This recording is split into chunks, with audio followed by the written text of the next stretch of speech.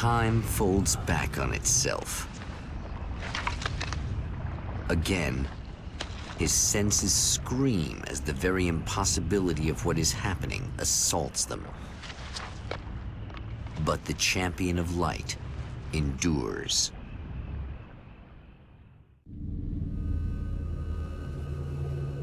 Each time he gets a little closer. Each time another detail falls into place. Now the trap works against the Herald of Darkness.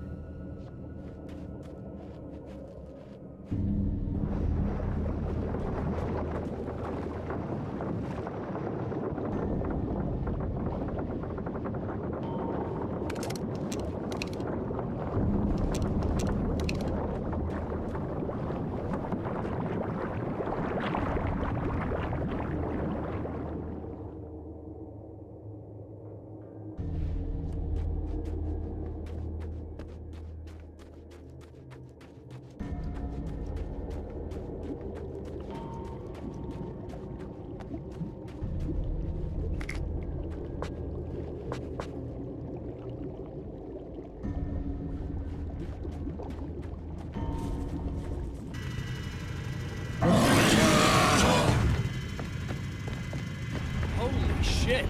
What are you, the King Hillbilly?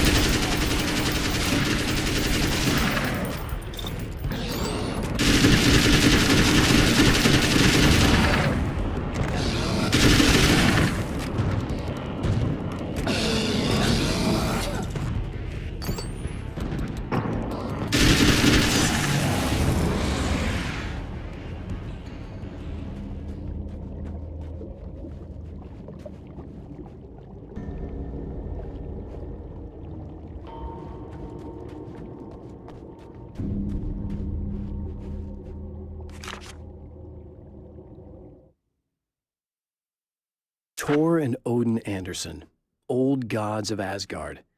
I still don't quite know what to make of them.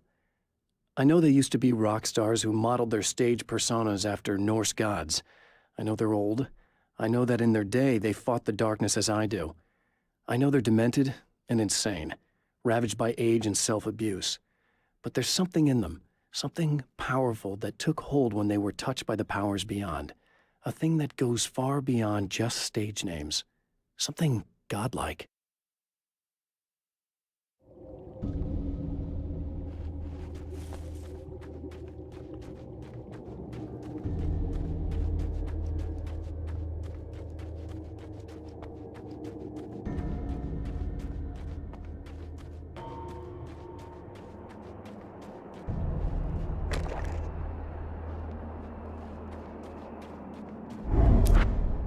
Right on cue, bubbling to the surface from untold depths, the horrors come. The emerging monsters do not expect the warm reception that has already been prepared for them.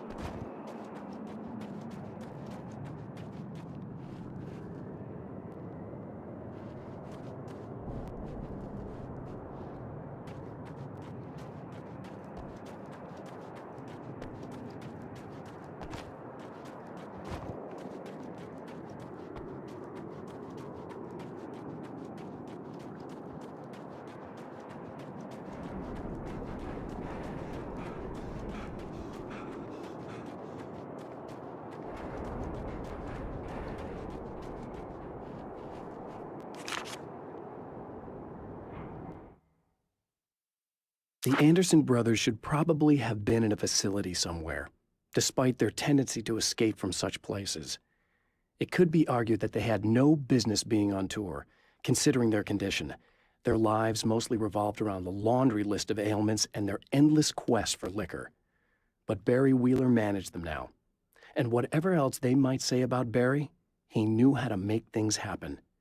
And honestly, it wasn't like the Andersons were the most difficult clients he ever had.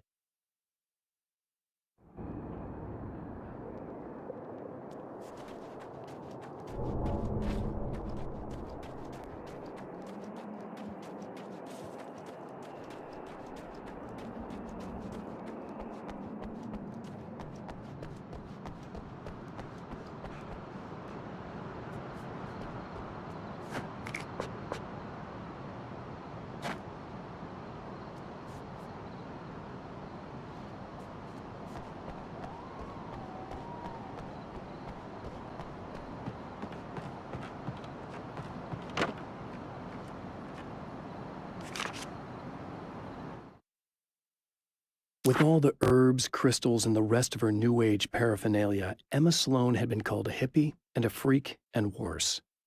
It was that small-town mentality. She was a female mechanic, and even in 2011, there were always going to be backward shit-kickers who thought that was a hoot. She didn't mind. She could deal. She could take any engine apart, even the new ones with all the computers in them. Turned out that these boys were awful polite while waiting for her to put them back together.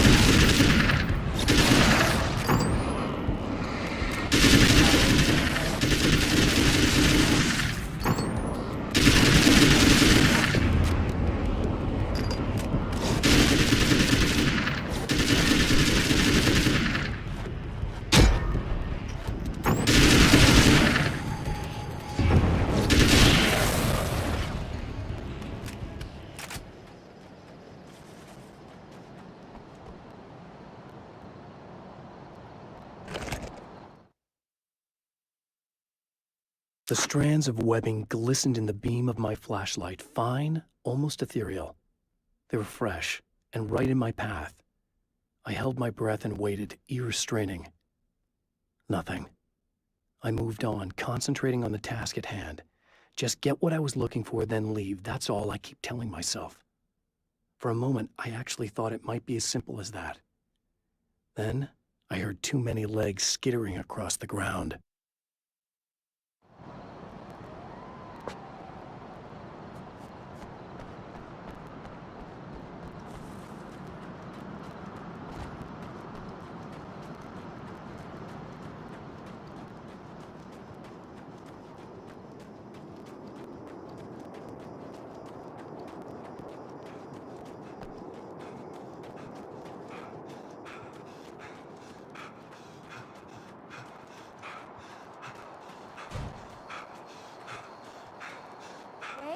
Is that you? I set everything up for you at the oil field. Thanks. Just checking on you.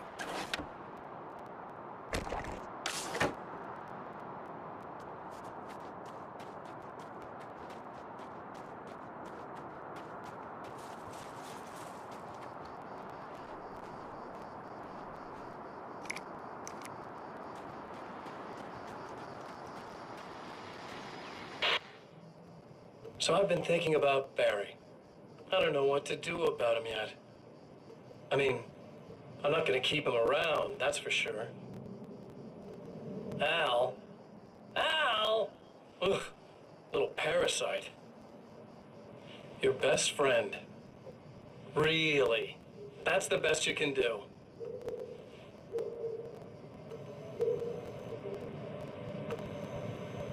I actually kinda like the guy. He's a plucky little butterball. He plays the clown. That's a hard road to take. But I don't need him sticking his fat face in my business. Did you know he's been hanging out with the sheriff from that shitty little town? They keep in touch. Barry's about the only guy who insists that you're not dead. How about that?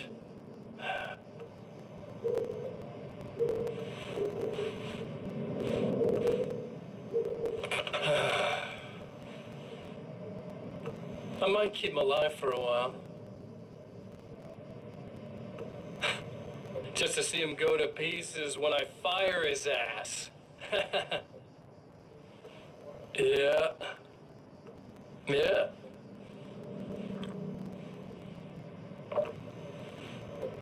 Yeah.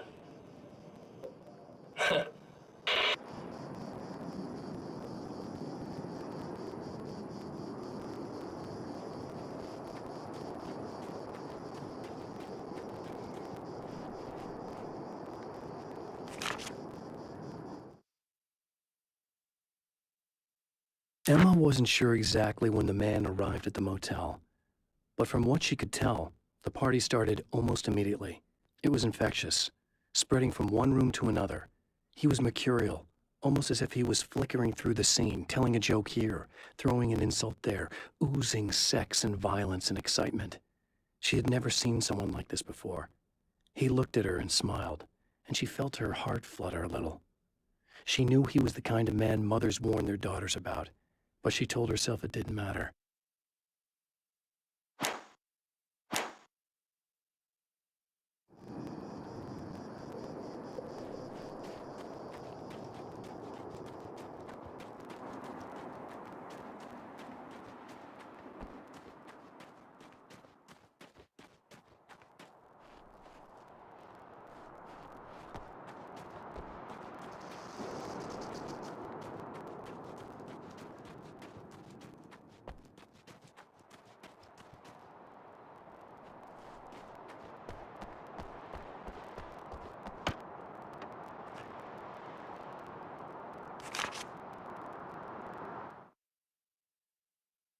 I have seen the darkness twist flesh into new shapes before, but encountering these giants is an extremely disturbing experience.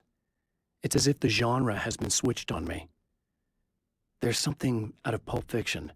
Twice as tall as normal men and stronger than forklifts, their lumbering gait and slow-witted demeanor brings to mind some kind of mean-spirited caricature of a feeble-minded hillbilly.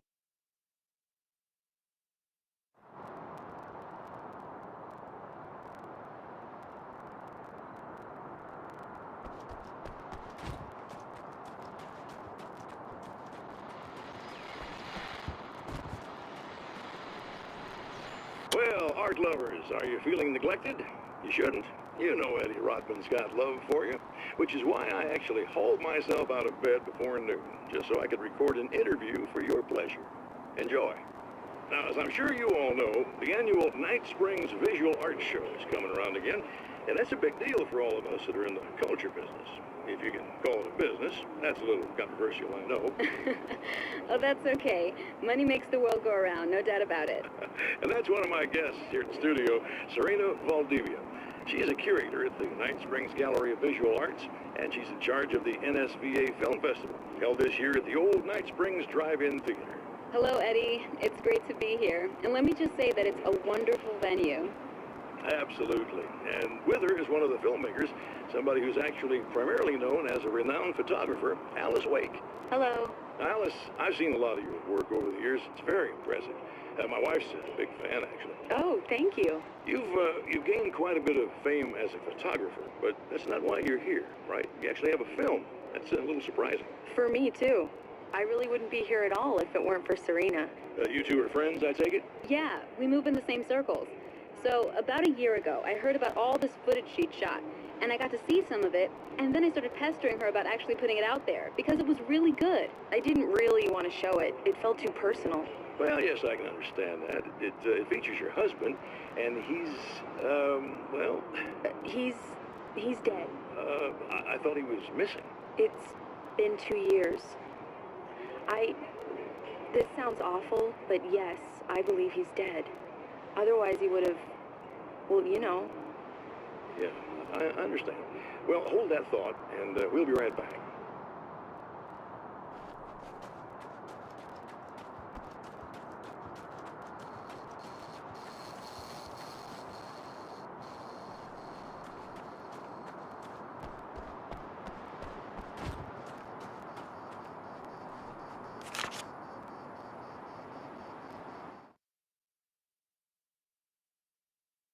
Getting the Andersons into the recording studio was a struggle and a half.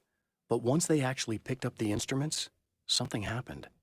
They were two old men, and they weren't. They were doddering bags of bone, and they were barely contained power. And there was music. Barry rubbed his hands together. He knew how to pick a winner. Now all they needed was some direction on how to make things a little more modern. Barry had never produced a thing in his life, but he knew what he liked. He knew Balance Slays the Demon was going to be a hit.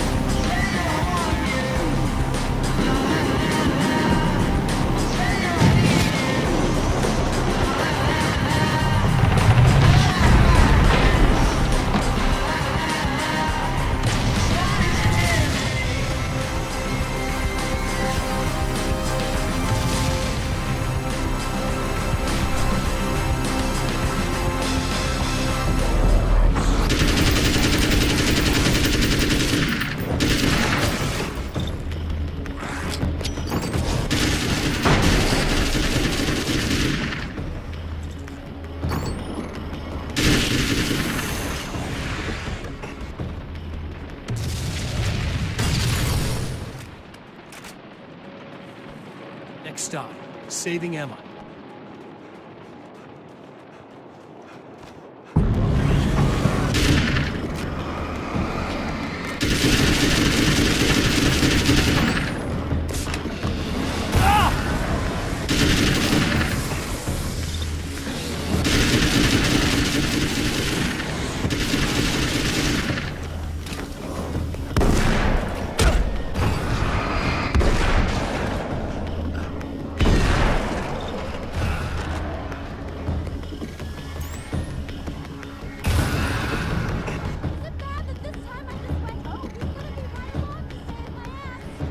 Not as long as I show up, I guess.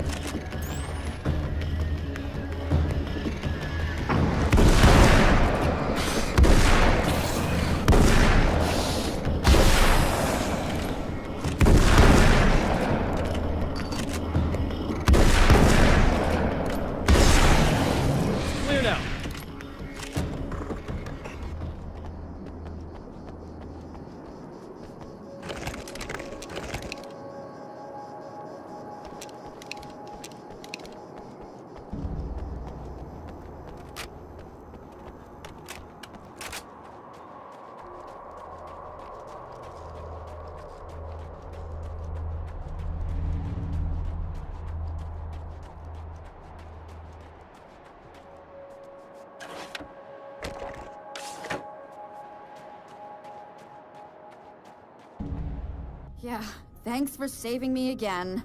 I'd hate to die before I'm scheduled to be murdered. I guess I have you to thank for setting everything up at the oil derrick. Yeah, well, I figured that if we were going to go over this again, we might as well try to be smart about it, huh? I appreciate it. You took a big chance doing that.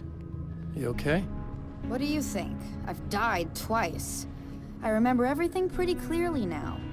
You said I was gonna be okay. I don't know what happened. Well, it's not your fault. I think one of those, what did you call them? The takers?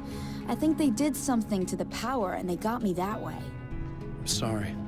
But I got the keys from the dead guy in that room. And I'm not handing them over until you do something about this. I'm sick of getting killed. Fair enough. You seem calmer now. I tried freaking out. It didn't do much good for me. I guess you get used to the craziest stuff. Good for you. Plus, I figured I'd take the edge off, you know? Mm-hmm. Those herbal supplements are pretty good, huh? Oh, yeah. I wanted to try to explain things to you now since you're calmer, but maybe this isn't the best time after all. Oh, shit, yeah. Better not get all metaphysical on me now. Seriously, I'm like 2 sentences away from thinking how we could all be like atoms on God's skin or something. Or figments of somebody's imagination? Wow. I'm just gonna try to chill out and not think about that or getting murdered or anything, if you're cool with that. Gotcha.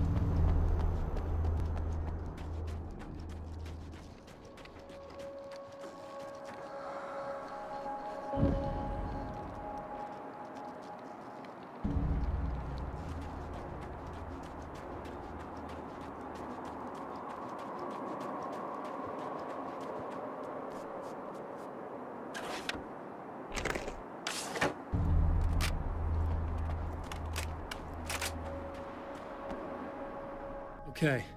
I really don't think they can get to the power now. Thank you. That's a relief. Here's the keys that you needed. Thank you. Hey, I have to tell you, at the diner, I went there with him. The guy who looks like you, okay? I know I said that I didn't. Yeah, I figured. Want to talk about what happened at the diner? There was this guy from the observatory, and he just attacked the poor dude, smashed his face into the tabletop a bunch of times. It was horrible. I didn't know that he was gonna do that. I swear. And I just ran. I just left him there. I didn't even try to help. There was nothing you could have done. It's not your fault. Well, he's dead in that motel room now, so excuse me if I feel pretty shitty about it anyway. You shouldn't blame yourself. I just didn't want to get involved. I have this tendency to just drop everything and run. I don't think I'm a bad person, but I didn't even call the cops. I'm such a coward. If you'd called the cops, we'd have dead cops. He's not human. Do you understand? It's not your fault. But I could have tried to stop him. Believe me, if you had, you'd be dead.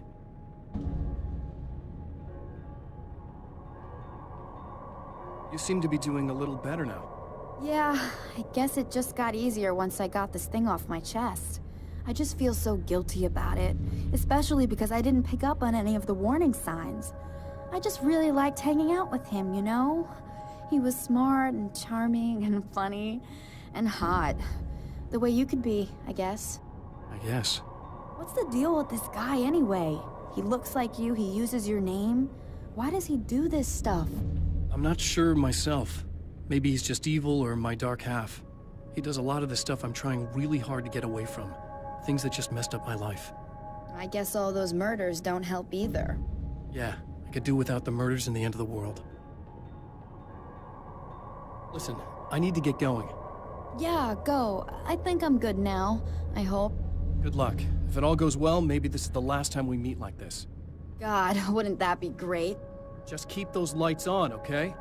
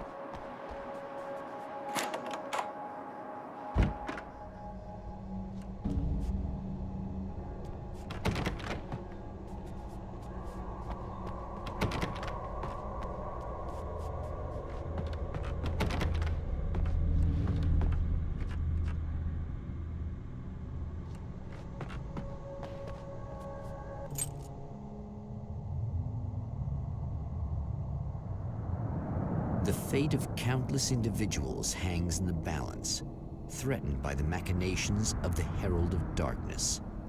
And yet, for a moment, the Champion of Light breathes a little easier. He has saved one life. For this moment, it is enough. And soon, perhaps, he can put an end to this.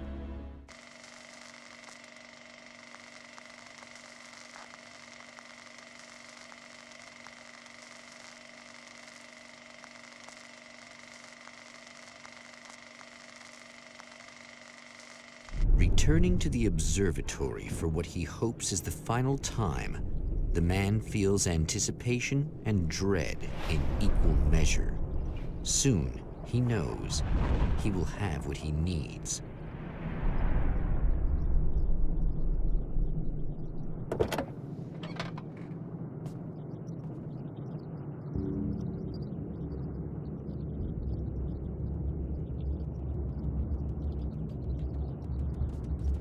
Hello, I was expecting you. I've already taken care of the imaging array, but you should still look into securing the primary coolant flow. With some luck, you may be able to light the area before these things even show up.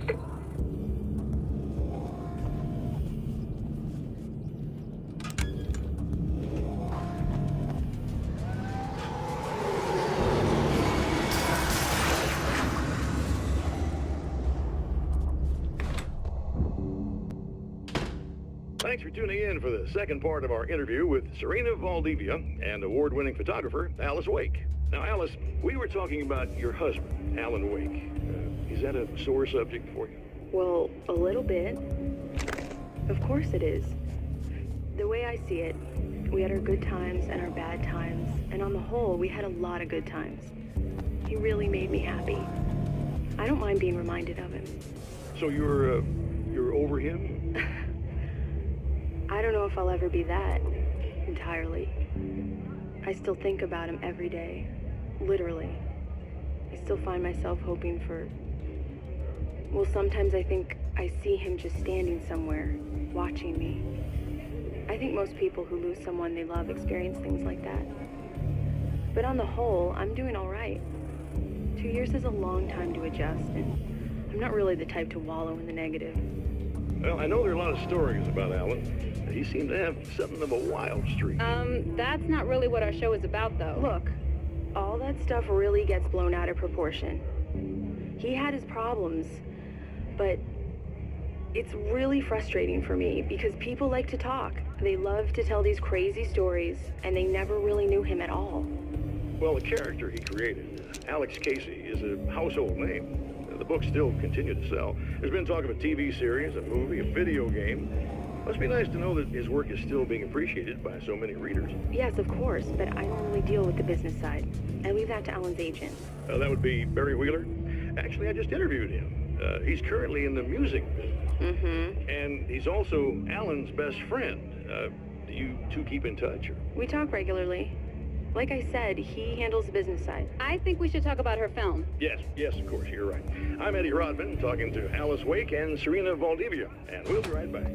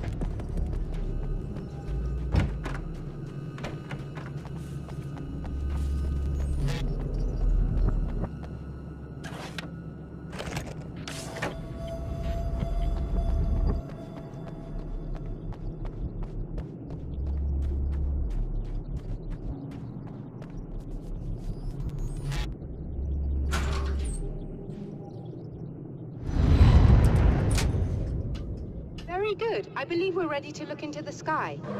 Right there, Doctor.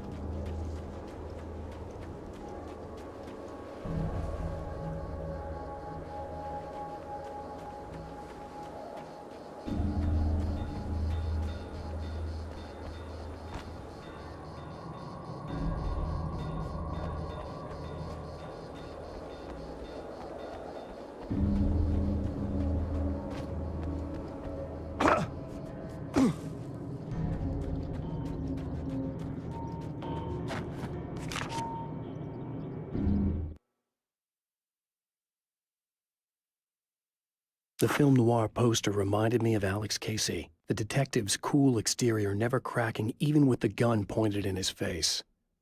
In the back room, all the lights had been turned off, except for the lone spotlight which illuminated the bright red fire extinguisher on the wall.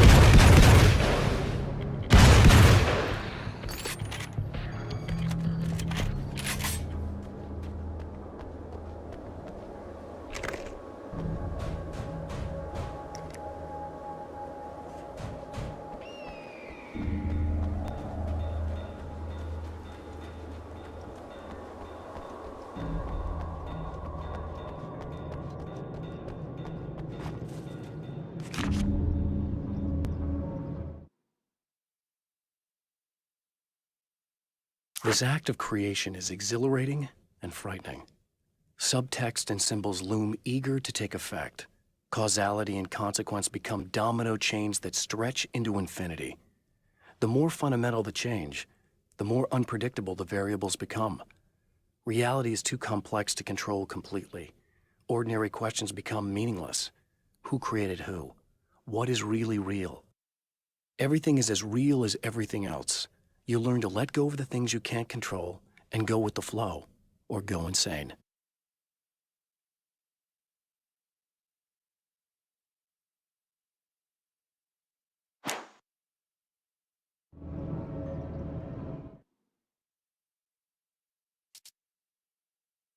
The man before Dr. Meadows was handsome and slick.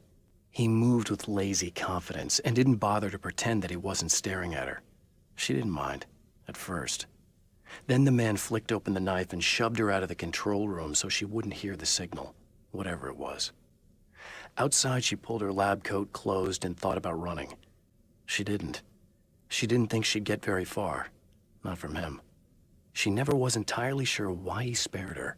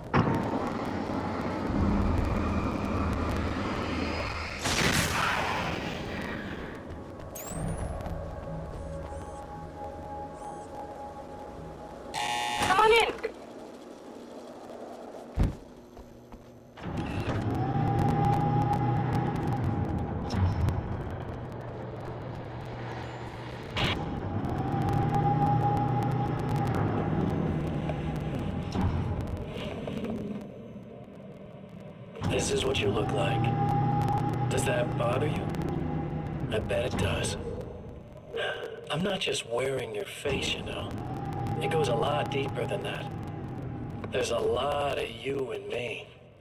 All the best parts.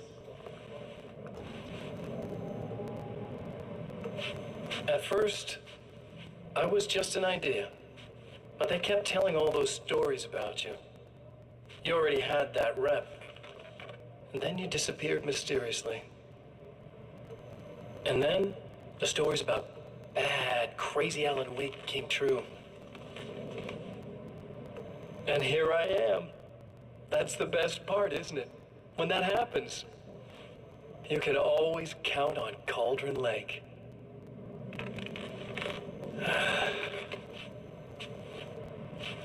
I'm just as real as you are. And I'm the improved version. No fears, no doubt, no weaknesses, no self-deception here. I don't let anything drag me down.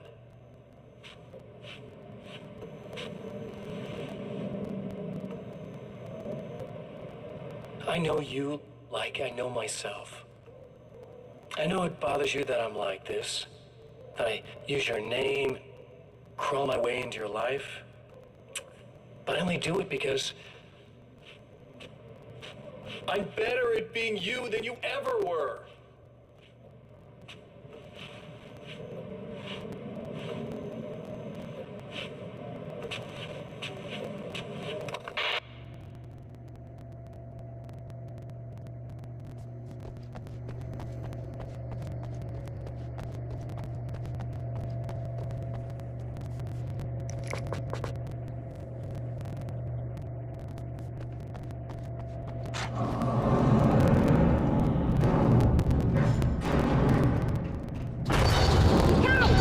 You need to protect the telescope or we can't complete the signal.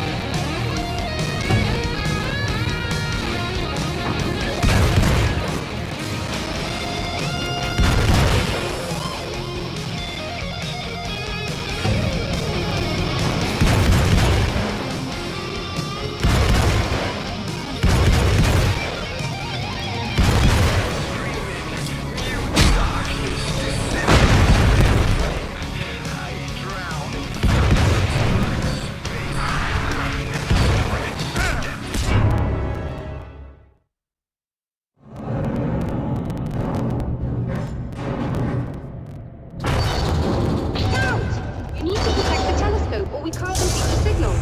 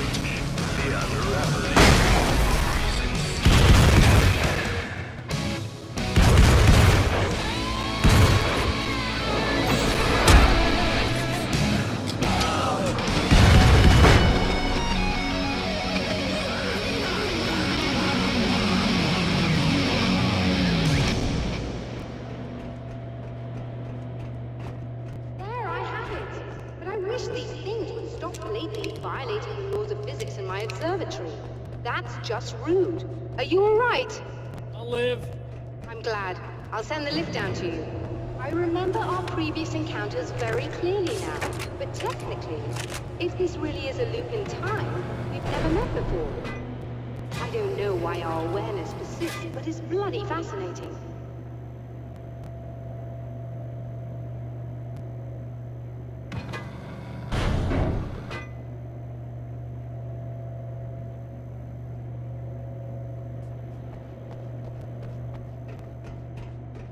Doctor? You know, I know physicists who would give 15 years of their lives for a chance to experience something like this. I'd imagine that being stalked by horrible axe murderers would curb their enthusiasm a little. Clearly you've never met hardcore physicists. I'm glad you're in such good spirits, but Signal! Yes, it's completed. finally. If all goes well, this should be the last time we go through the loop. You know, I just realized that I don't have any memory of what happens after you leave. What does that mean? I don't think it means anything. If everything goes well, you just keep going. I don't show up here like this again, no more bad guys. Things go back to normal. Let's hope you're right. I'd love the opportunity to look into this in more detail. Looks like you've accepted the situation. I'm a pragmatist. If this is a delusion, at least my first psychotic episode is anything but boring. Really, Mr. Wake, at the end of the day, I'm a scientist. I love mysteries. I love not knowing. Whatever else this might be, it's absolutely fascinating. I wonder how far this reaches.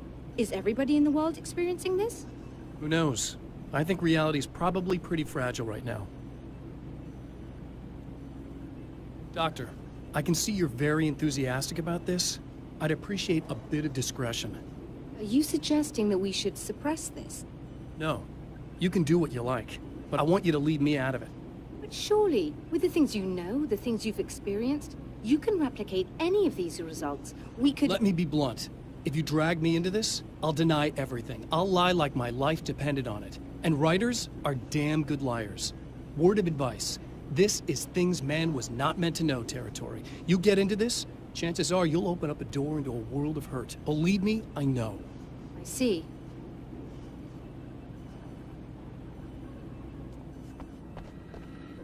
In a strange way, he feels at ease. He is armed with his own words, and when the time comes, they will be enough or they will not. For now, he's content to let the currents take him toward the final confrontation.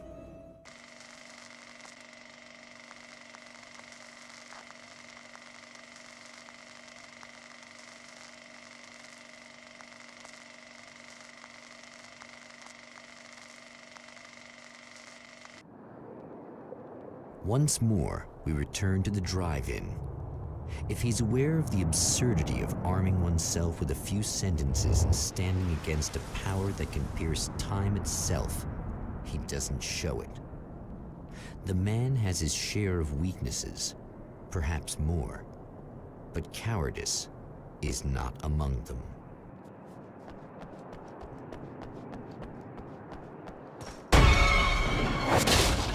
Oh, you got yourself a little plan, do you?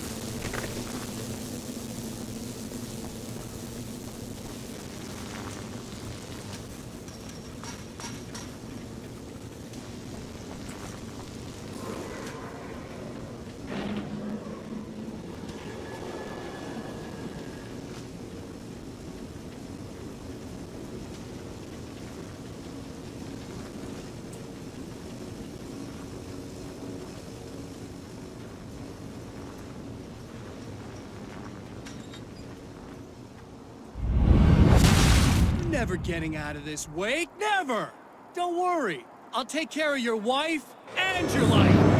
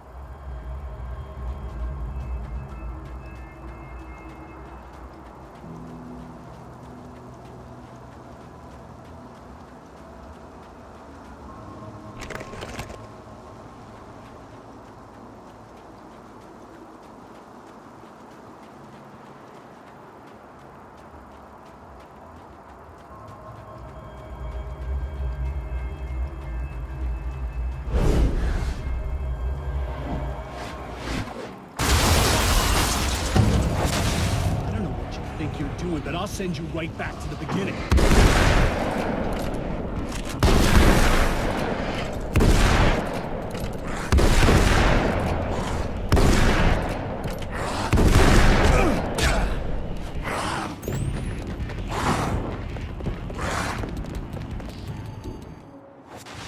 What? You think whatever it is you're gonna do is gonna make a difference? This'll end up just like before!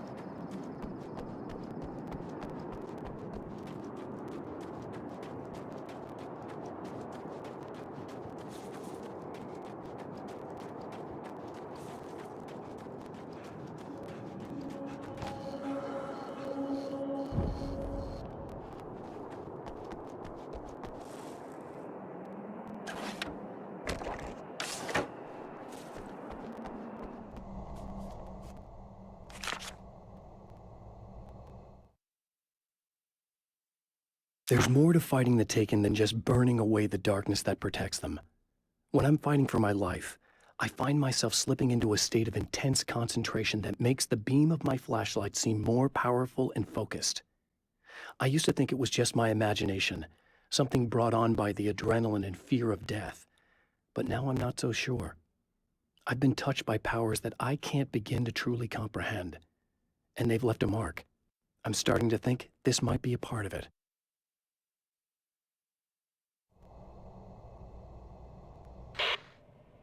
I've been around for a while now, you know? While you've been indisposed, stuck in the darkness, I've been busy. I operate in the shadows, not always literally, you understand? I'm a little more resilient than those I've taken, but I do my best work in the dark.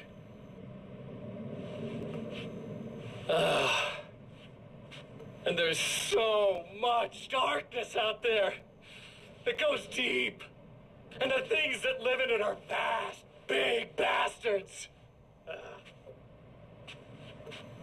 They don't mind getting a little bit of elbow room. All that chaos and madness, it doesn't really do that much down there. It's like pouring a glass of water into the ocean, right? But up here, yeah, you can really make an impact. All they need is someone to bring them all the way through.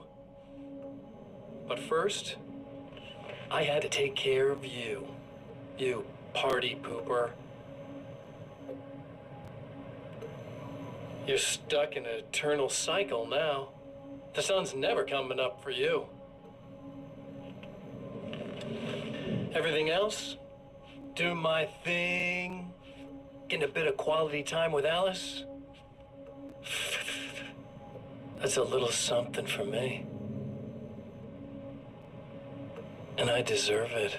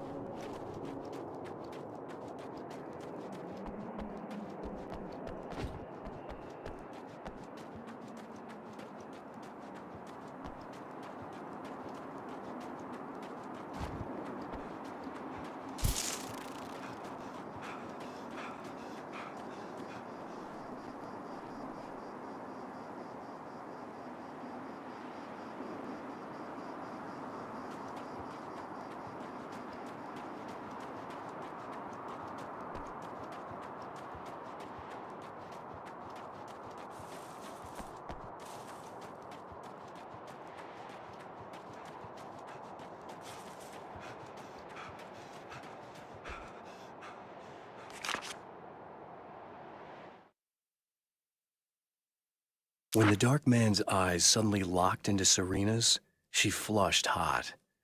They ignited a black fire in her. He was talking. He wanted the power turned off. He said something about the projector booth. She hooked a finger under his belt buckle. He grabbed a hold of her throat and twisted until it hurt. Somewhere deep inside, a part of her screamed in paralyzed horror, but the moan that escaped from her throat had no panic in it. "Pay attention," he said. "Business first." His eyes glittered shamelessly. Hers did too.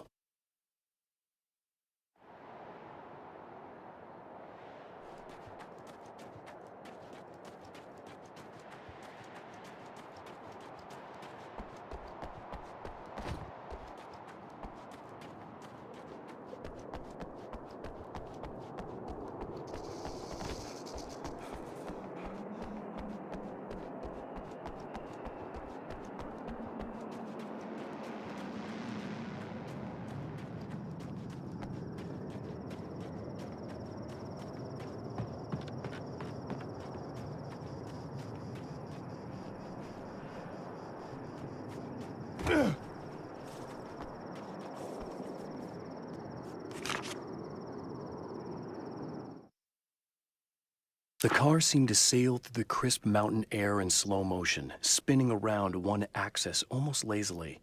The moment was hypnotic. Then it struck the pipeline in a shower of sparks, the impact turning the windshield into a burst of safety glass.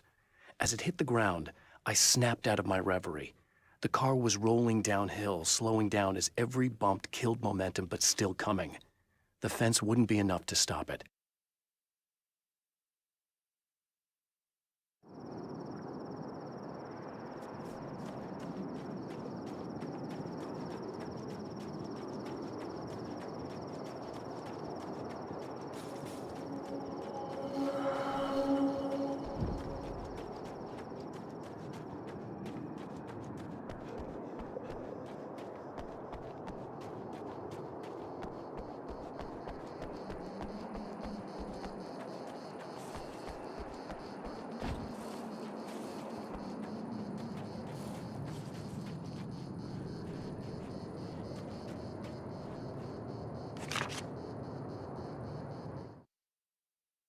I held the film canister in my hands. I saw her name written across it in big letters, followed by the title. It was a time capsule, moments snatched from times gone by, from a past that I hoped could also be our future. It was my salvation, our chance to be together. A tin can with a bit of magic in it that she didn't even know about, something I could put to good use. There were only moments left before I had to face him.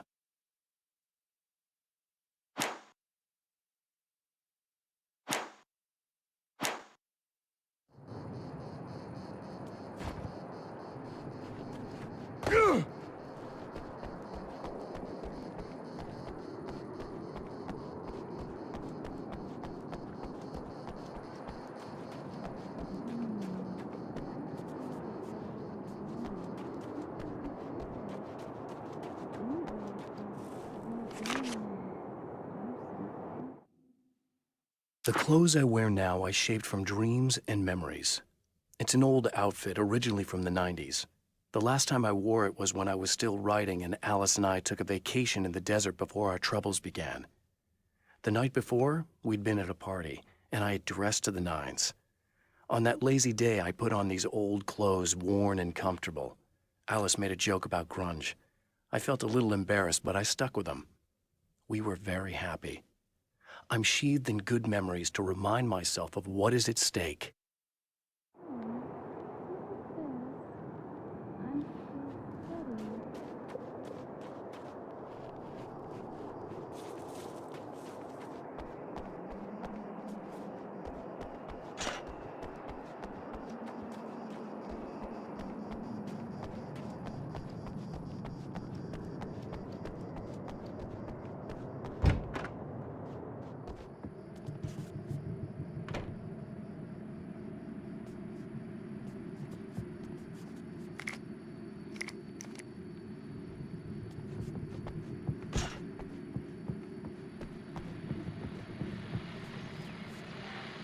Hello, folks, and welcome to the third part of our pre-recorded interview with Serena Valdivia and renowned photographer Alice Wake.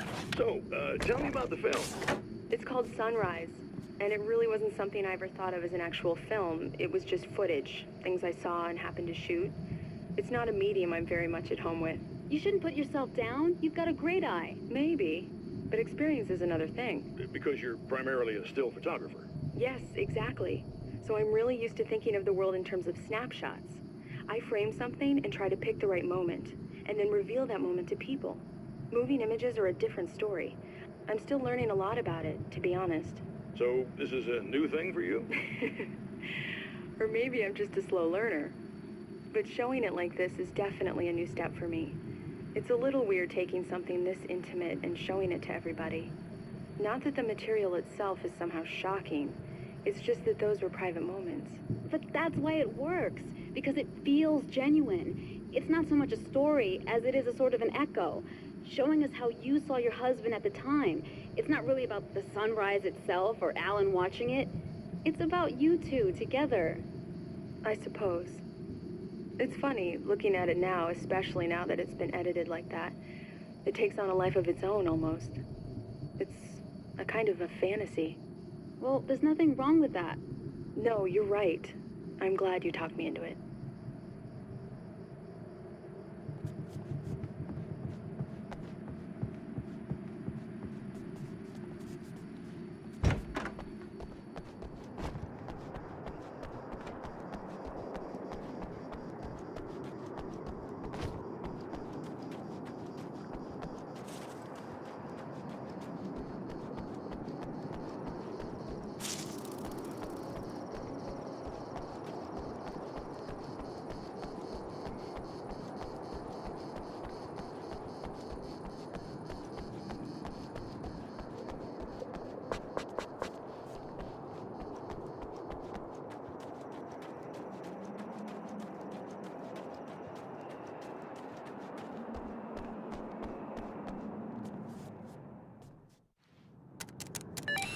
Again, the champion of light enters the final trap. The new reality is almost here. All he needs to do is change the details of the scene, push it past the breaking point, and the rest will snap into place.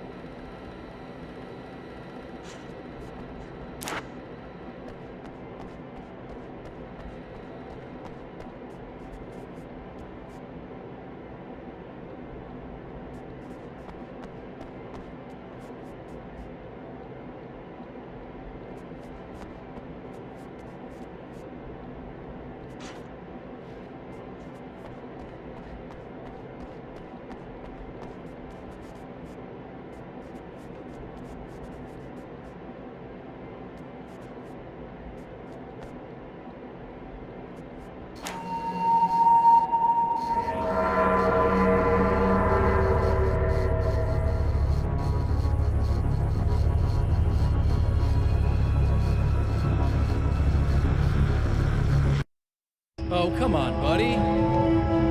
Why don't you... What? What is this? No!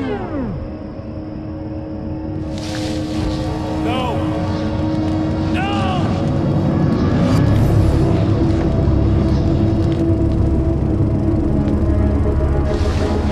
You can't do this! All I did was take the things you always wanted and never had the balls to go for. It's my turn now! It's my life! It's my life!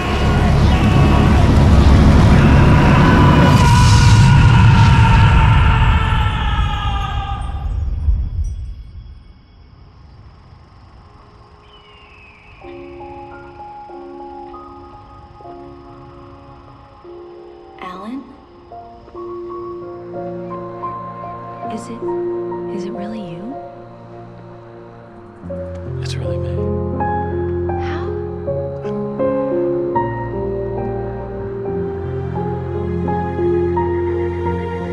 I love you.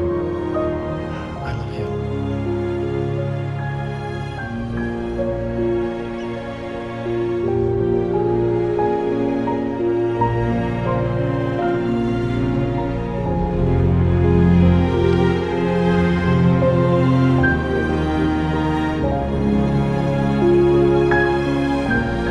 A woman, a man, two lovers, held apart for far too long, enveloped in the light of a glorious dawn. They both feel it. He's home at last. Are these actual events, or merely a dream? A memory, or a glimpse of what is to come?